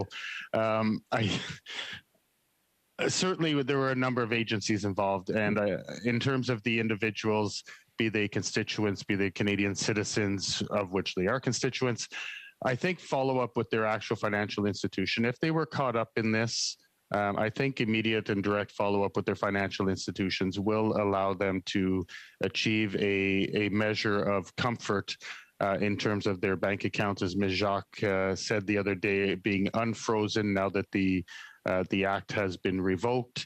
And I think that they can follow up with their institutions and have a discussion about any impact, if any, that they would see, or that their banks, their financial institutions may have questions for them. I'm sure they can answer those questions and get that level of comfort. As for the bird's eye view, I understand that there will be an inquiry that will take place, and I think that many parties will be invited to that inquiry, which will provide a very nice overview, I'm sure, of everything that was done, how it was done, and why it was done. And from my perspective, I'm satisfied that it came to a peaceful end. Being in Ottawa every day and living through that, I was quite happy and proud of my law enforcement partners and the way that they resolved this. So I think I would leave it at that rather than suggest specific names of people that you should invite. Well, thank you very much, and I'll leave it at that as well, Mr. Chair. Well, thank you so much, MP Blakey, and members. I think I speak for all of us when I say that Barry McKillop and Don Ashimoff have been excellent witnesses. We want to thank FINTRAC for being with us, for the many answers that you gave us to the many questions. It was great insight into what FINTRAC does and how it does it. I also, and I say this on behalf of the committee, the clerk, the analysts, the interpreters, everybody that makes this operation work, the staff and members. I just want to say to all of you, I've never been prouder just to listen to you. Your heartfelt comments. You spoke, like I said, from the heart. You spoke strong. We spoke united. And to on Ukraine, and to hear from all. I'm sure all of our colleagues, party leaders, Prime Minister, the Deputy Prime Minister would all be very proud. And I thank you all for what you've done. I believe this is the first committee that has actually, since the conflict has begun, that has been able to make these type of comments for the public, for those to hear us and what we have to say.